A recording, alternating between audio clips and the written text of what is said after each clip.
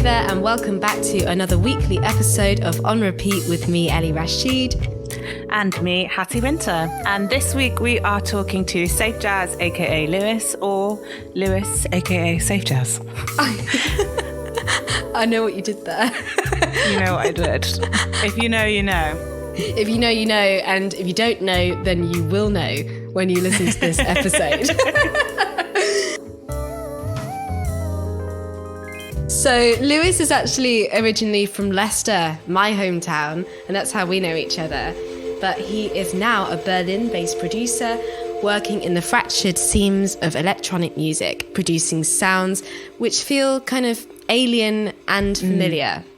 So he moves fluidly between the more exploratory fringes of club music and expansive ambient soundscapes. Lewis's music kind of breathes this curiosity and fractious detail. And then before Lewis became Safejas, he also played bass and added electronics to various bands such as Good Guy Clarence in Brighton, and also co-founded the live film scoring and audiovisual event Luma on the South Coast, which is a night that we do talk about later on in the episode.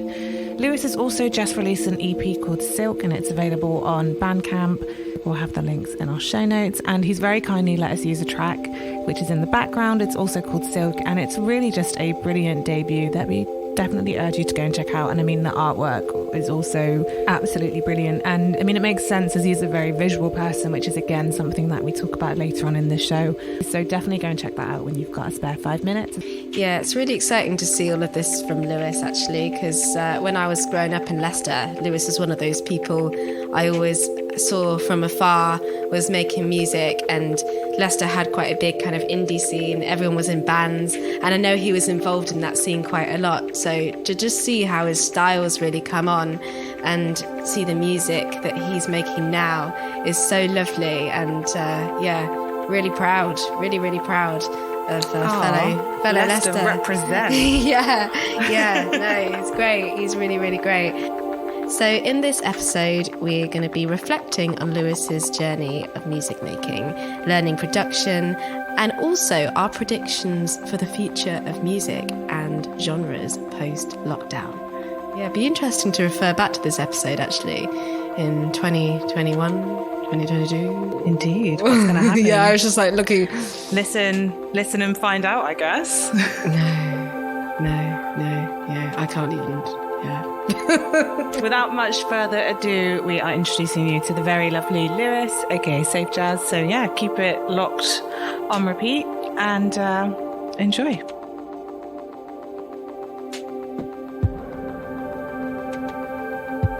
Hi, I'm Lewis. I make music under the alias Safejas. I'm a producer, radio DJ, and occasional sound artist. I'm from the UK, and I'm currently based in Berlin. Lovely. That's perfect. You're a natural. Ah, thanks. So Lewis, you're in your room now in Berlin. Yes. You are in Berlin. I'm in Berlin. Ah. Yeah. Should have known from like all the black, black, the mood lighting. I was like, that's actually a very Berlin aesthetic, so it fits very well. I tried to give it away, but maybe it didn't come across. What do you think attracted you to Berlin specifically? It's hard to say, to be honest. Like, I was kind of in this period of time where I was like ready to move out of Brighton, but not really sure where to go, and kind of was sort of like interested in going to like a bigger city. Obviously London being like the obvious choice, but then so I was kind of just like thinking about places where it felt like there was a good kind of like work-life balance and where people seemed to be doing interesting things.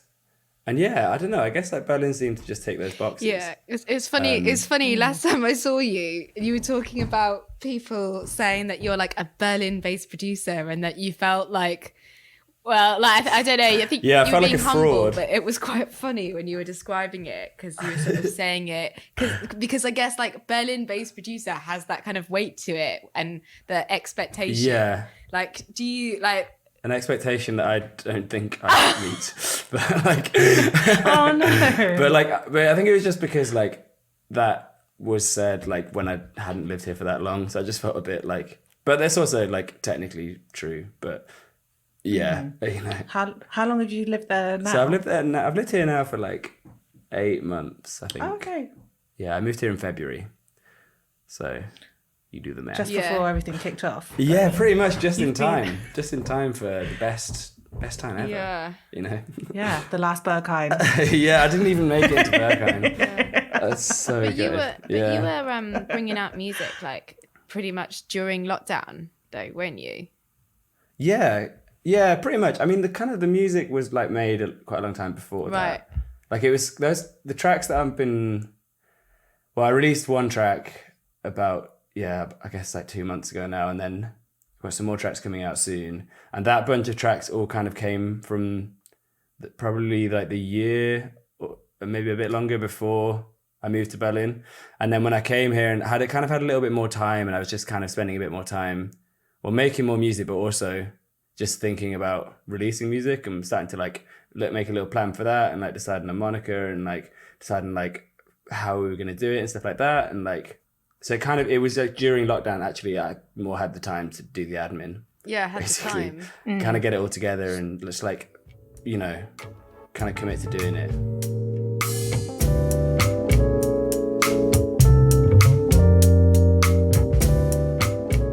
I always wondered if there would be a kind of a new genre that would come out of lockdown, like that was a sort of extension of the bedroom producer type thing.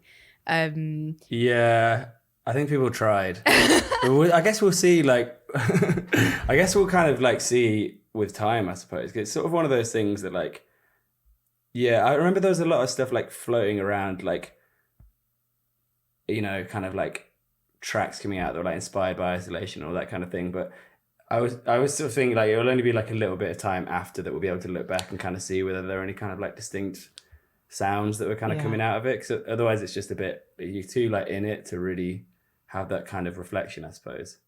But I guess it's surely going to have an impact, isn't it? 'Cause it's such a like intense kind of experience for everyone in different ways, obviously, but in some ways in quite a unique across the board way. That I imagine, I'm sure there'll be some kind of interesting things to come out of it.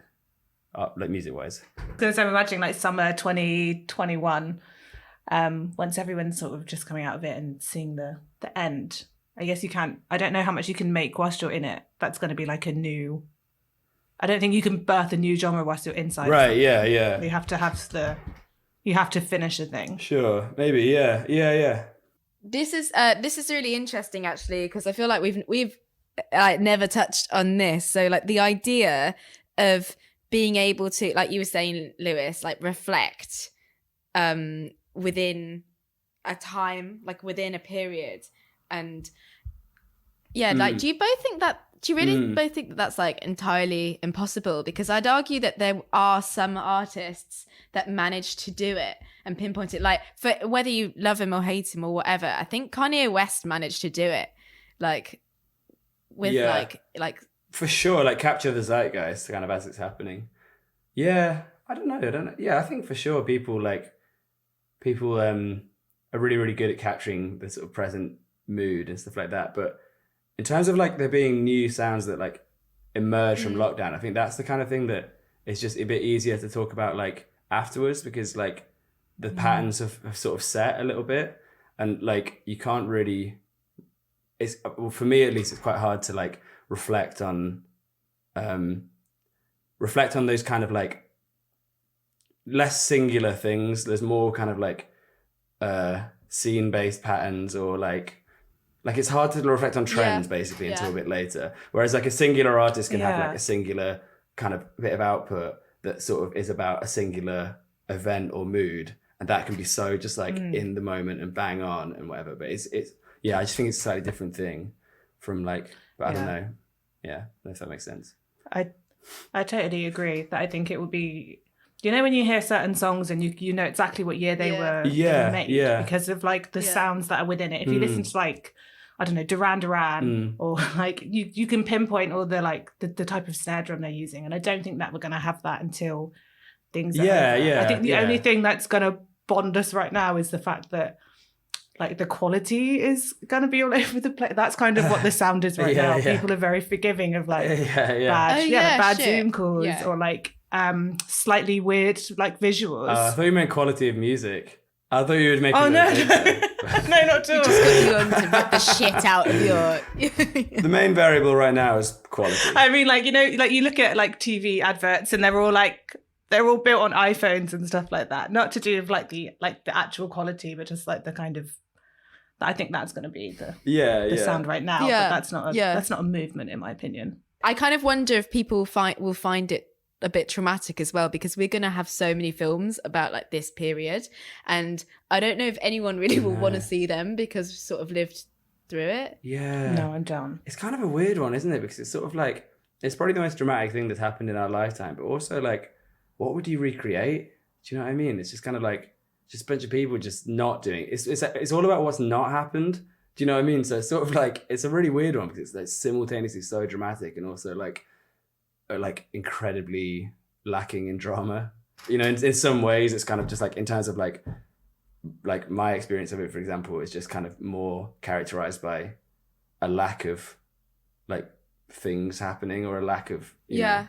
So it's kind of interesting in that way, that duality of it, sort of like, yeah, simultaneously this kind of like really historic thing, but also like, what are we like, I don't know, like what's every day rolls into the yeah, especially when everyone was like more at home and stuff like that. It was, which is like a really interesting thing, because it, you know, it's probably for a lot of people it's probably the first time they had that much free time, which I think has quite like an interesting impact on you and like how you choose to spend your time and like how you choose to sort of like think about your like purpose and stuff like that. It's kind of interesting. Were you doing anything other than music in your free time? Did Did you pick up any quarantine hobbies? I actually quite shamefully didn't really pick up any new hobbies, I don't think. I just did everything that I normally do, but like way more and just at a way more relaxed pace, I think. So I was kind of like doing music, but I was just kind of like, I feel like when I was at uni and I would spend like way longer on tracks, basically. I would kind of just spend like whole days and stuff like that. And then when I had to kind of work all the time, it became a lot more of a thing where I was like squeezing it in. And so it was really nice. Like at the start of lockdown, I was at home a lot more. It was really, I actually spent like way longer doing music, and I wasn't necessarily like that much more productive, but it felt better for me. Like I just, you know, kind of like just let things take however long they needed to take and not be like, come on, you've got to do music. You've got to like, you know. So I was doing that. And then I was just like skateboarding a lot. I was like running a lot, stretching a lot, eating really nice food, just kind of, yeah. I think that was like my lockdown. I think it's difficult because it always feels like, well, it felt like anyway, there was so much pressure to sort of take up a hobby. And I think that can be quite difficult if you're a musician. Yeah, I mean, it's just that thing of like, you don't have to. No. You've got to kind of like... I think it's hard for anyone. I don't think just musicians. I think everyone starts off with the best intentions of learning French, and then all you just realise is that you've bought all these French books. 6 months later, you've never touched them. It's nothing to do with being a musician. It's just that I agree. I think if you've got a couple of hobbies that you're doing, it's way better than trying to pick up 15 more that you're just going to scratch the surface of. Yeah, and you have to see That's what I tell myself. Yeah. No, I'm with you on this one for sure.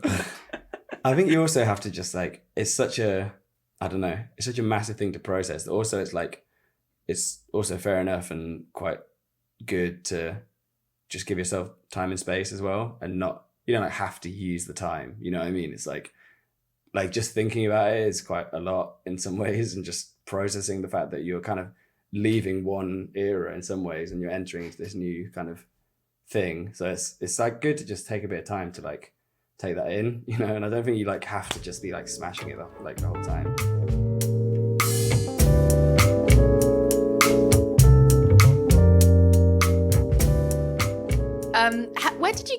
How did you find your name?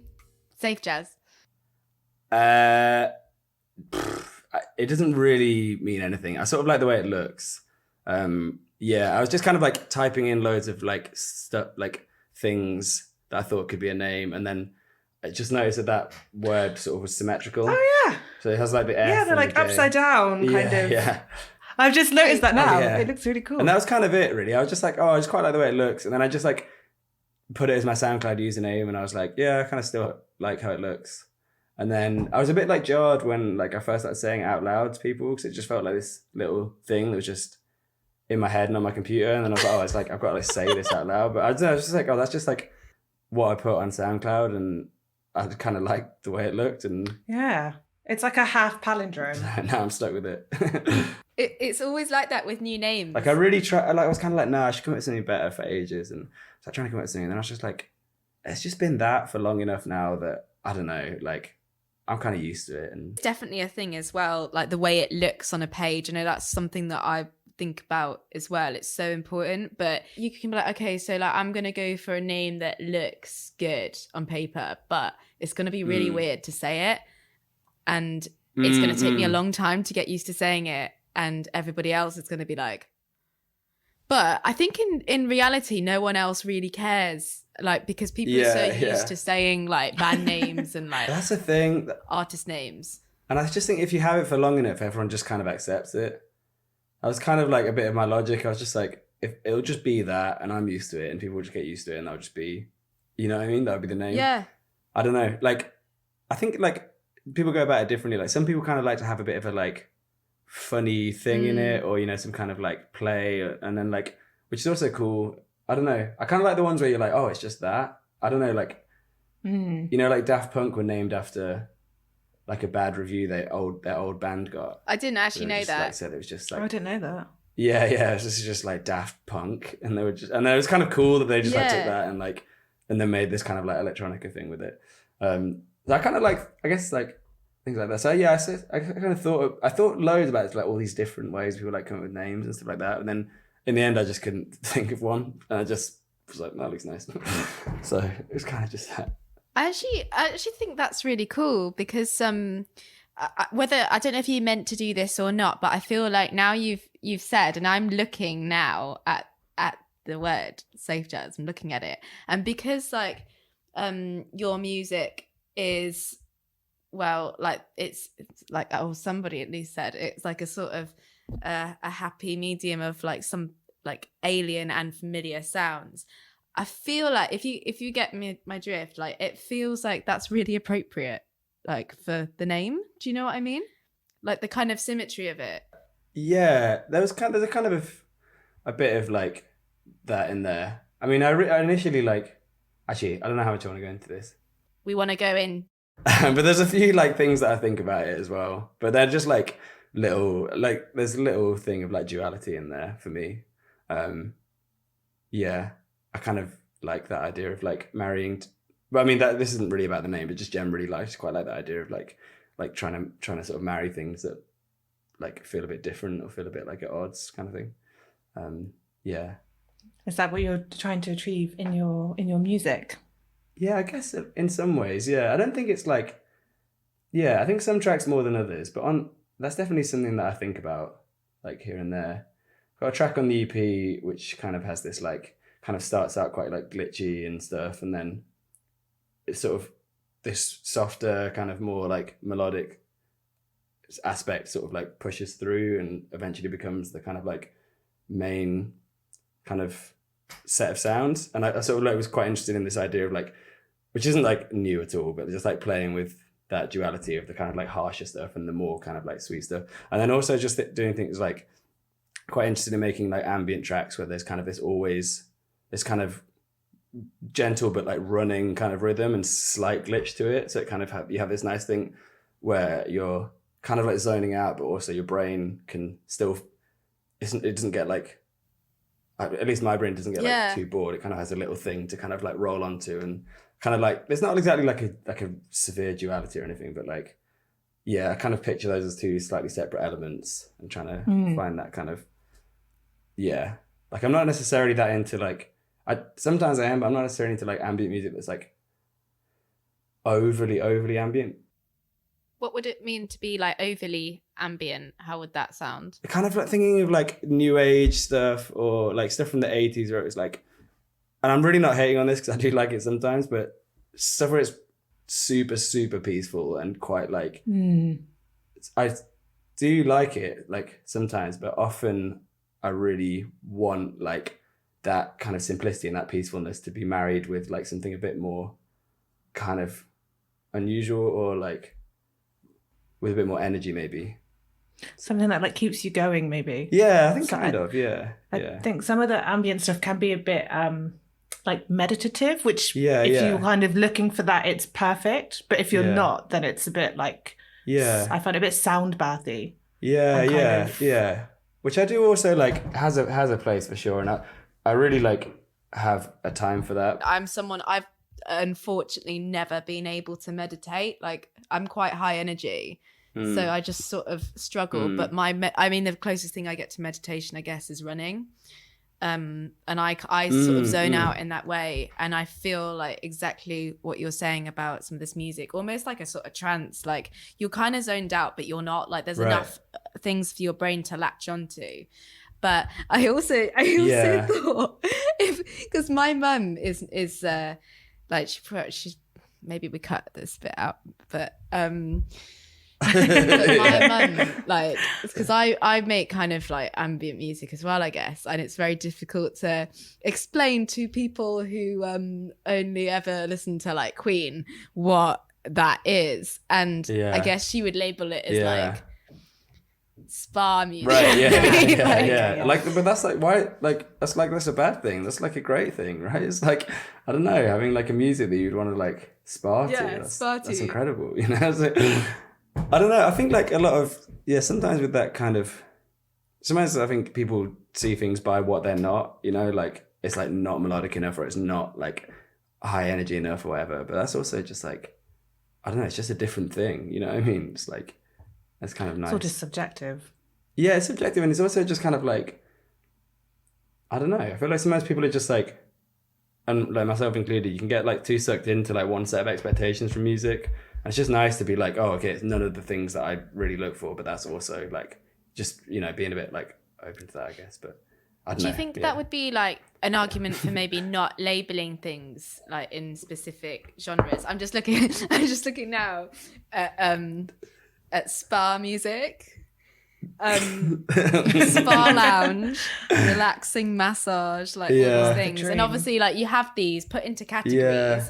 Like this is how funny like Spotify is now. Like, but like you said, just, is that going to kind of like cloud your expectation of things? And it must be so hard as well when you make ambient music. I know you did. I don't think you wrote your bio, did you, on Spotify? But no, my friend your wrote mate that wrote it because it's so difficult for ambient music to actually find to be able to kind of make a bio that expresses like or articulates what your music actually is when it's really hard to pinpoint, I guess, because you can't just be, do you just say to people like, oh, it's I know that's all down to my friend Harry. He's just the absolute best at writing about music. Like I've always just I think he did a little bit of it whilst we were at uni or maybe just after, and I was just thought it's just like so good at just pinpointing what it is that makes music kind of special.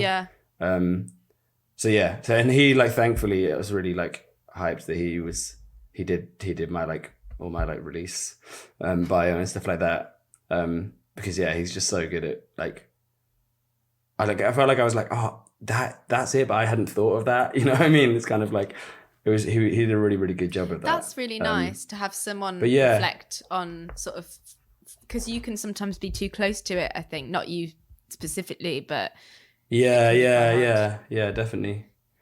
You're too in it. Yeah, I find it so hard to like describe because also it's like you've made some stuff and then your brain's kind of like half on that, but it's half. You're always thinking about what you want to do next. So I'm almost like, or like what you kind of would really, really want to do if you could, and all these kinds of things. It's really hard to be like, wait, what is my actual sound of the stuff I actually make? You know what I mean? I feel like really hard because I'm like listening to it and I'm like, oh, it's cool because it's almost that, or it's cool because it's like, it's kind of could go towards that, and maybe the next track could be that, you know? So I just like feel like I find it really hard to listen to it and just be like, it sounds like these artists and it does this, this, and this, and it's that, you know, so it's super helpful to have someone else that isn't just in your brain and can just like take the track and be like, it's like this, you know, and just say kind of what it sounds like.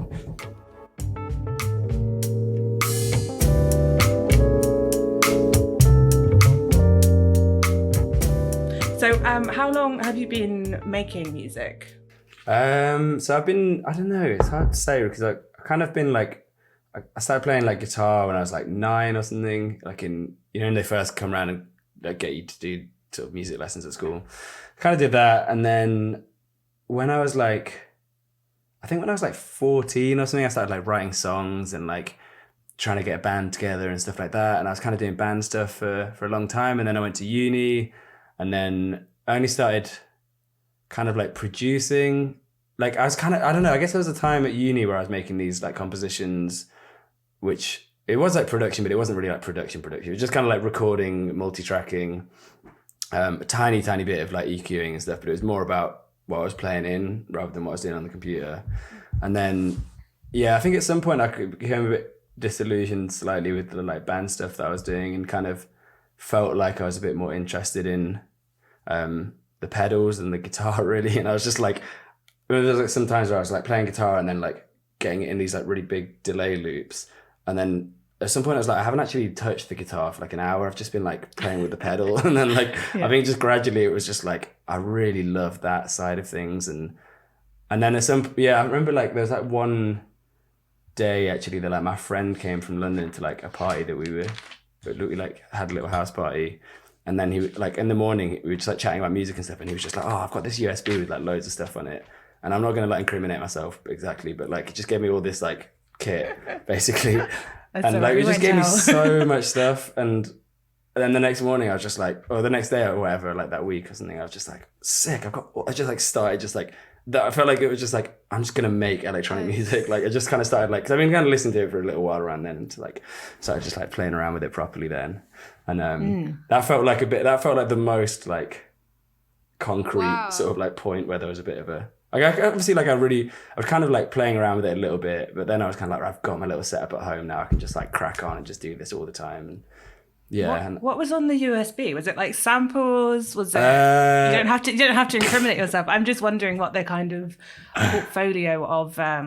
Was it all like various genres, or was it all kind of pretty broad, or all the same? It wasn't really like genre-y stuff. It was good. It was just loads of like drum sounds and like.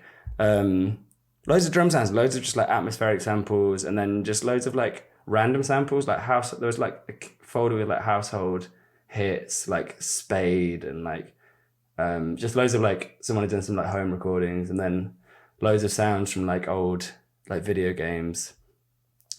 Just enough to kind of like get you going, you know what I mean? Well, like a decent starter kit. No, don't worry, we won't incriminate you.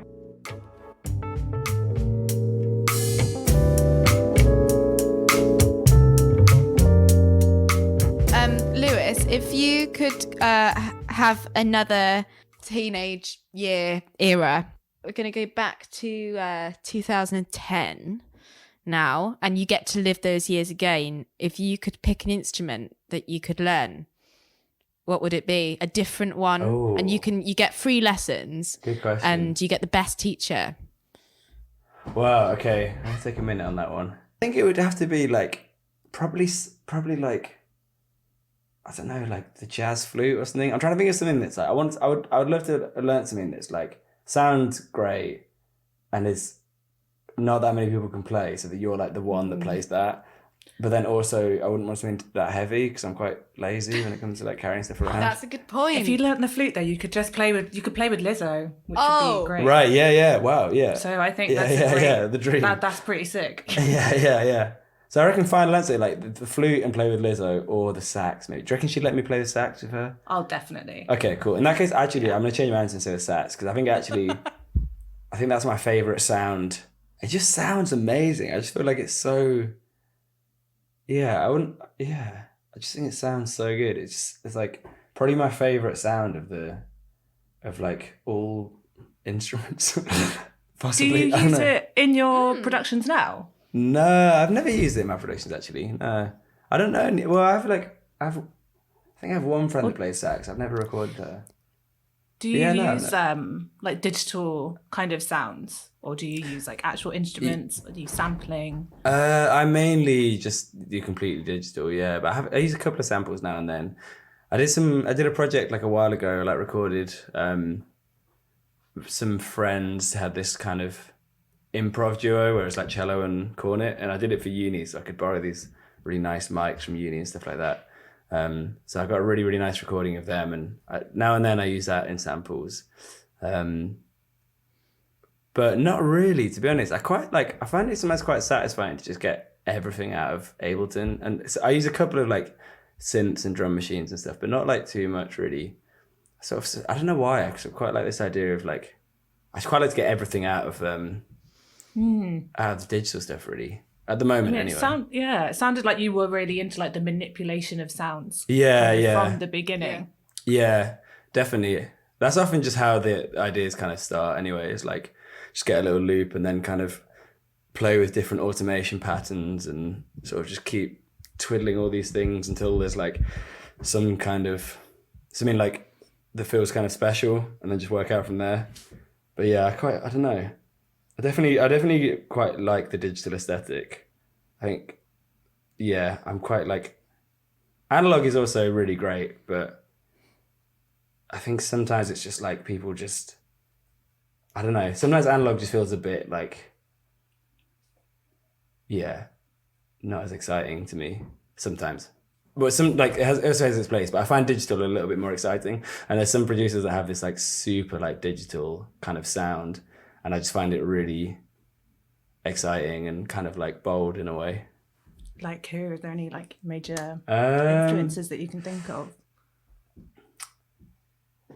I think Object has like a really digital aesthetic. There's definitely people that are way more kind of playing with this like plastic kind of hyper modern kind of sound than that. Like they're more like focused on that at least. But like his records for sure are like really, they sound like digital. Like but yeah, I feel like there's a lot of like, I can't think of anything like off the top of my head. But I definitely feel like there's like little movements of just people that are like kind of, you know, all the like visual imagery is very like internet-y and very like glitchy, and like people that are just really embracing that like computer-y sort of sound. Is kind of like the PC music. PC music, kind exactly. Of, kind of sound. Yeah. Like so overtly like. Yeah. Like kind of online and kind of synthetic, but not. It's yeah, totally. That's it. Hyper modern. I think that's it. That's like that's something I find quite interesting, because I definitely just, I don't know, I think there's like a lot of nostalgia in music that's trying to sound a bit more like classic or something, like sometimes, and sometimes I just find that a bit like not that interesting. I quite like it when people just embrace this like this type of stuff. I do think it's funny. I think maybe we are I was thinking earlier on about kind of this juxtaposition and duality, and I think we're at a point where people are making like really like hyper modern kind of, not forward thinking, but like very much like futuristic sounds. Yeah. And then you have on the other side, I think a lot of people going back to like disco and like particularly in like pop music, there's loads of like disco influences and 70s kind of sounds coming up. Yeah. I just find that really interesting that's it is interesting. Yeah, I think that like those kinds of things are, I don't know. Yeah, I just sort of feel like it's not always great to like be looking back the whole time. I think it's better to be like, and I think we all do it because like we have this like reference point, and we like love this stuff that came out in the past, and we use it as kind of reference points and stuff. But you do sometimes get these scenes where it feels a bit like overly depending on this sense of nostalgia. Nostalgic. Yeah, and it just feels a bit like, ooh, I don't know. I'm even thinking now if maybe that's like political. Like I think so many people are like, we can't wait to be out of this time and be like 15 years in the future, and other people are like, bring back the 70s. Yeah, so maybe totally. that's I think that's like why music has this kind of really, it's sort of funny when music kind of seems to like embody these like kind of underlying like political leanings, you know. And I definitely think like a lot of stuff that's way more kind of like overtly nostalgic has this sort of conservative sort of feel to it for me. But then like I can't really like hate on it, because also sometimes it's just great, you know. Sometimes I'm like, yeah, great, like I don't know, like classic house or whatever, you know. Sometimes it's just really fun, but can't go wrong with it. Can't go wrong with it. Garage on a Saturday morning. yeah. Oh yeah, no, garage. You never hear a bad word against garage from me. Yeah, I love the stuff. It's nice. great. Nice. Yeah, it kind of yeah. like, garage is like one of the most. Sorry. No. You carry on. No, I was gonna say that I feel like garage is just like such like a UK sound. Yeah. for me. Like when I hear it, I just feel, it makes me feel really like, it's nice when I'm feeling homesick because I'm just like, that's just like, yeah, it's just a lovely like, yeah. That's so good. That's so nice. I love talking about like music and nostalgia. And I think we talk to Brooke about this, Hattie? I think so. I think we spoke quite a lot about sort of like music in like formative years. Music in formative years, and how it can like almost make you like. For me, it makes me almost sort of smell things from the past. It's kind of it's weird, but yeah, like I guess like indie does that for me because that was like what was sort of everyone was listening to, at least in Leicester, like when I was growing up. So even it was just the sound, so I think there's it was the sound. There's like totally value in that, you know, like it has a purpose, like you said, like if you're feeling homesick, that's interesting. Actually, I feel like it's not something I consciously would do. And also when you're talking about eras and like taking sort of sounds and recreating that, I know exactly what you mean. Like it can feel a little bit almost twee and like synthetic, and whether that's like a sort of intentional political decision or not, it is strange. I think it's just a bit like unsatisfying as well, because it's just not like, it sounds nice and it sounds cool, but like it doesn't sound like, oh, this is the future, you know. It doesn't give you that kind of like feeling, which is a really hard thing to get.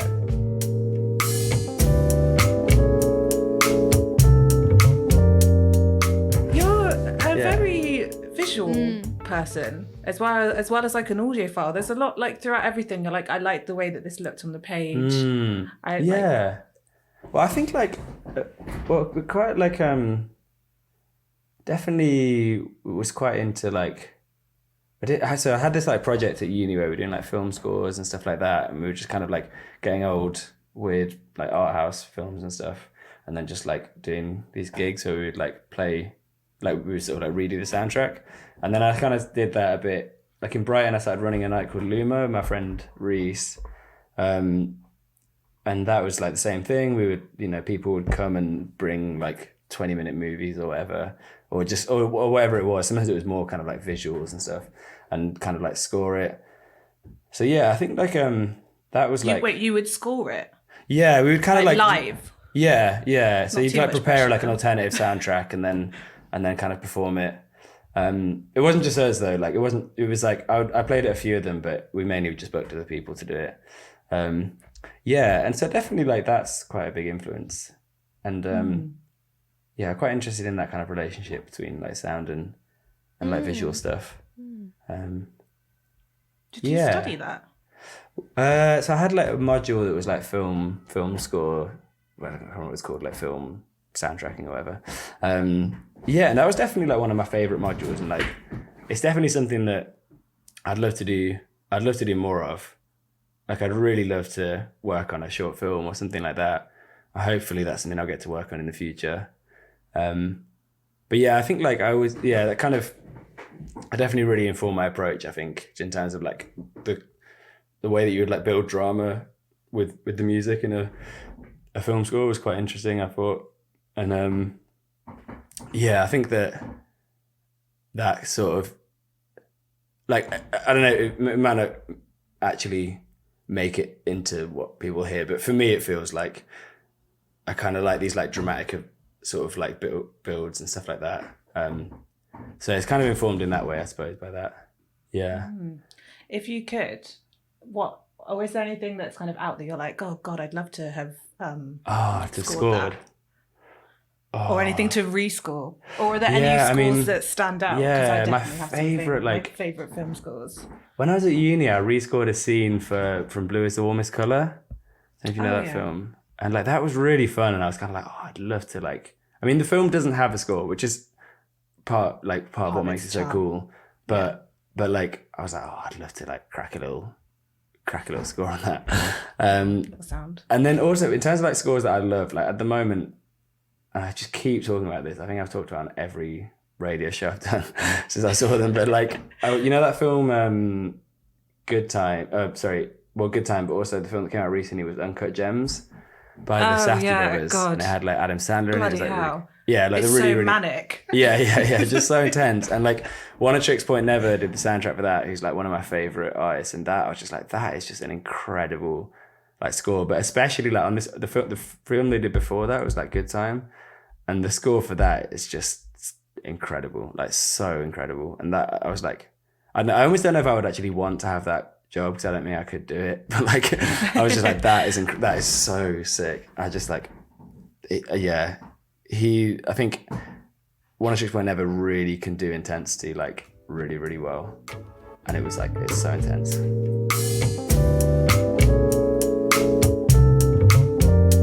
I was going to say, you did actually mention before we broke off about films, about radio shows. I Yeah. thought that'd be quite a good segue into you being behind the mic. You play me and Ellie in your other life. As a Oh, right. Oh, sorry. Yeah, right. Yeah. Sorry, I was just trying to piece that together. I didn't phrase it. I'll re-record that. I play you and Ellie in my other life. That's true. Yeah, I haven't thought of it like that before. How does it feel to have the tables turned? Wow, it feels great. I never realised that I was you and Ellie, but looking back on it, it felt like that the whole time. You know? Yeah, I think it's the hair. I think so. Yeah. Yeah. Radio. So what? Radio. So what do you do on radio? Yeah, You've so got- like I have like a radio. I have like a monthly slot on Threads, and I kind of do this show where like I haven't been doing this every single time, but most of the shows I've got like a guest to come on, and we pick like a series of themes before, so they can be like whatever. So for example, like we had one that was like caves, and then one that was like what track you would play on a snake's birthday. Love And it. just like a series, just kind of like these like prompts, and then both of us have to like go away and bring in like a track each, and then we like play what we've picked, and then we talk a little bit about like why we picked that track and stuff like that. And that was my friend Harry, the one that helped me with that did the write up and helped me with the release and stuff. It was his idea, and we did one together, and it was really great. And then I think I've actually only done two. I got a bit lazy with the other ones, but I'm gonna do it again for sure. But yeah, it's quite fun. I think again, like kind of linking into the thing of like enjoying this kind of like visual sound thing. Just quite fun to be like to have this mental image and see what sounds that mental image brings to mind for people. So that's been quite fun. It's so fun just like hearing. Yeah, it's so interesting just hearing like people's response to it. Like, oh, like that's what you think of when you think of this. That's the kind of, you know. Yeah. What did you bring to the snake's birthday? So Snake's Birthday actually is a track by this guy called Nate Smith. I don't know, you guys might know him. He's kind of like a jazz guy. Yeah. I don't really know that scene at all, but like my friend was into it, and he played this record once, and it just has this melody on it, which, you know, like some melodies really make you laugh. Like I don't know why, but like in it, like not like at it, like it's a really great thing, but like it's just something about it tickles you. Like it's just a bit like, I don't know, I can't even put it into words, but like it just really tickles you. And I was just absolutely creasing at this melody on this track, and it just really had, for some reason the mental image I got was just like a bunch of snakes just like kind of just dancing around and just being a bit cheeky and a bit like whoop, whoop, whoop, whoop, whoop. I never really got over that. Every time I hear it, it has me in absolutely hysterics. And I don't know why. Like it's like a really great. It's not like anything bad about the track at all. It's just like, it's just something about it that just really conjures this image. Snake jazz. Yeah, I picked that one for that. Snake jazz. Yeah. Yeah. I love that. Yeah. I love that. And what about caves? What were you listening to in a cave? Oh. Ooh, Caves is like, I think I picked an artist called Mesh, which is just really like this kind of techno track. It was just really kind of like, yeah, cavey, I guess. I don't know. It was really like reverby and really Lockdowny. quite like dark. I think a lot of the Caves one was easy in a way, because I think like quite a lot of like, especially like a lot of techno, I think has this cavey kind of vibe to it. I almost picked Burial, but then he was the first person that came to mind, but then I listened to Burial a bit more and I was kind of like, it's actually not that. It's a really reverby and really like echoey and sort of like haunted, but in a way more like urban way, like it's really like city focused and stuff. Yeah, I think Barrier does sound extremely like London. Yeah, I it's think just so it definitely London. lacks the cavernness of exactly. That's why when I listened to it, I was like, actually, this is like music literally like about London, and like you can't, I don't know, it realistically, I mean, how many caves are there in London? You know. Who knows? Very few, if any. Yeah. I mean, it would have been great if you did pick a Burial song though, because just the name really works with the theme. Yeah. I thought it was going to be why. I know, that's kind of what I thought. I was kind of like, yeah, Burial was the one, but alas, Mesh came through in the end.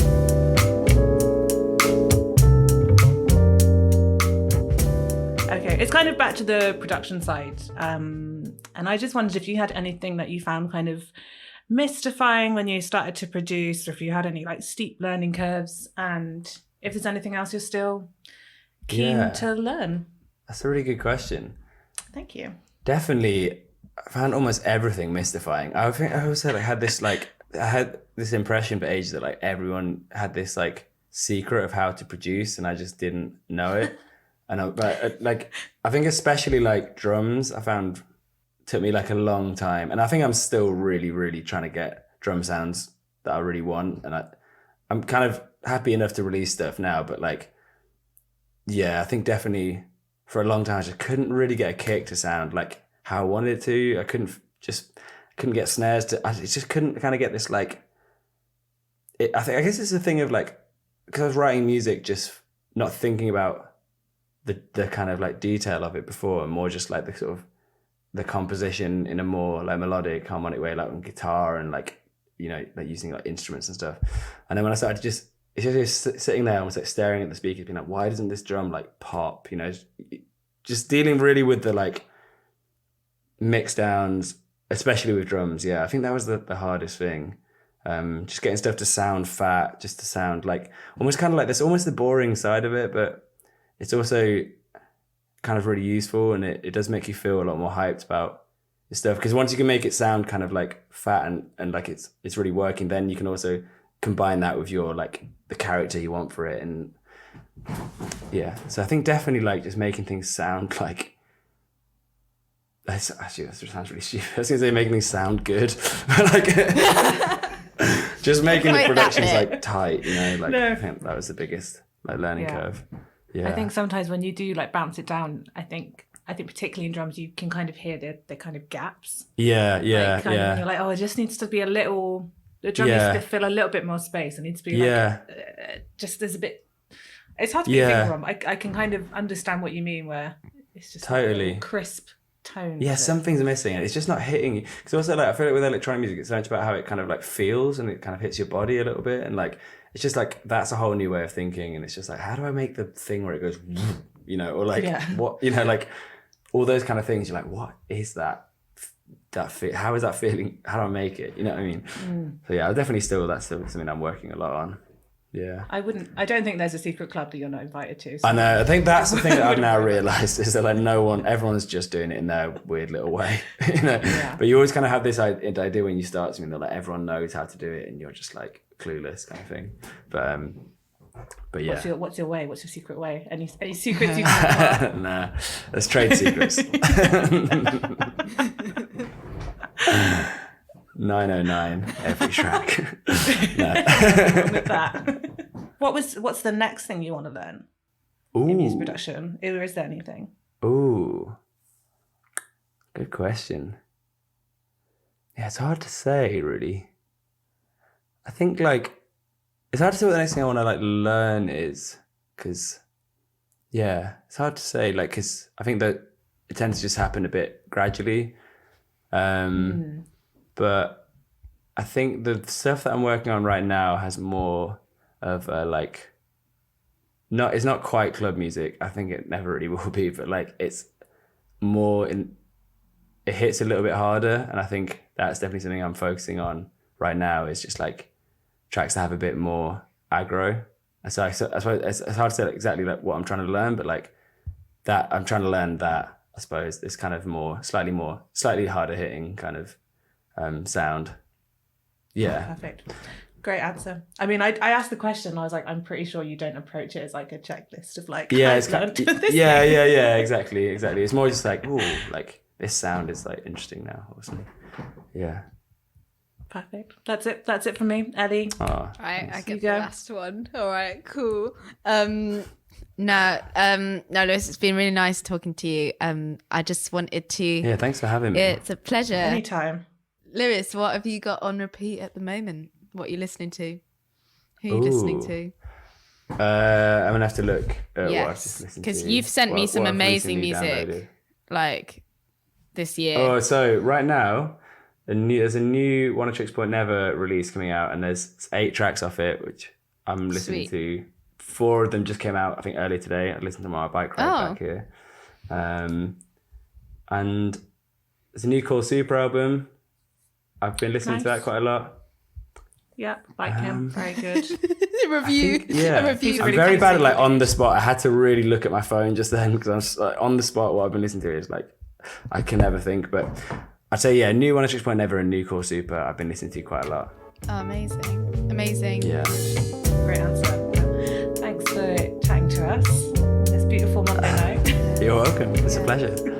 Thanks for having me. Pleasure. It is a pleasure. Hit me up if you ever want some non-cracked native song. Yeah. Oh, you know what? I would love some. You know, I'd really love that.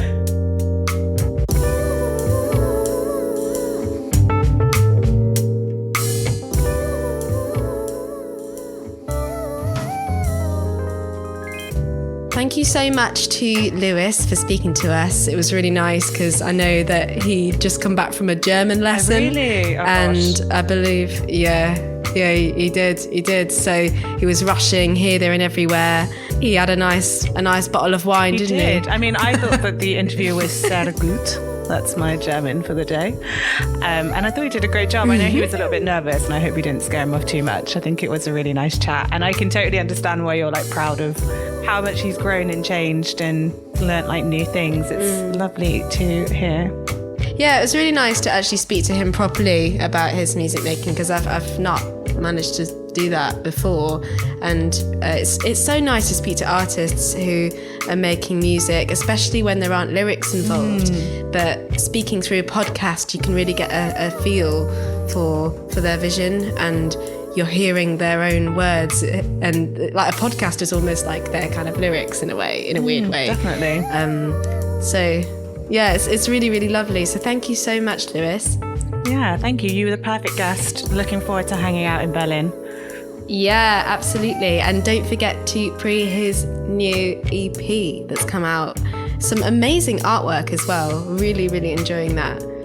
Beautiful artwork. So beautiful. Yeah, we'll put it in all of our Instagram stories. We only have one Instagram story, but we'll put it there and we'll have the link to buying it on Bandcamp. You can go check that out at waveofendorphins.bandcamp.com. You can also follow Lewis directly, which is Safejas on Instagram. You can also find him on Facebook and Spotify. Again, we'll have all the links in the show notes, so definitely go and check him out if you want to hear more. Yeah, absolutely. And whilst you're enjoying this week's ambient fix, get ready for the bells that are going to be inevitably coming up soon. Indeed, ding dong and merrily on high. The Christmas bells. Got some really exciting news coming up for the festive season. We really do. So definitely keep your ears peeled. I just can't get that bit right, can I? Like whatever you do that just keeps you listening, because yeah, you'll definitely be interested in what's to come as we approach the festive season. I think that's possibly the funniest outro that we've ever done. So keep locked in, listening to On Repeat. We love hearing your reviews, so definitely leave those, share us with a friend, post on your Instagram stories. It makes us really happy. So thanks so much again for listening, and see you next week for another episode of On Repeat, the podcast.